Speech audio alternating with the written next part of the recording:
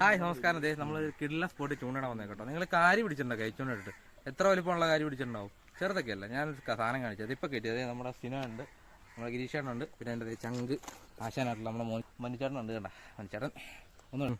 അപ്പോൾ ഞാൻ കാണിച്ചുതരാം കിട്ടിയ കാര്യം. ഒരു 10-15 മിനിറ്റ് ആയുള്ളൂ. ഈ 10-15 മിനിറ്റ് കൊണ്ട് കിട്ടിയ കാര്യം കാണിച്ചുതരാം.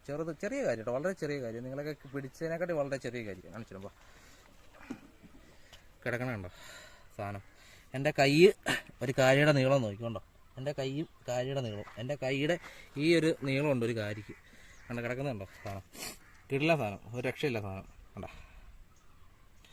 ആകെ 4 എണ്ണേ കിട്ടിയുള്ളൂ 10 മിനിറ്റിൽ. പക്ഷേ കിട്ടിയതോ നല്ല ഹെവി സാധനം.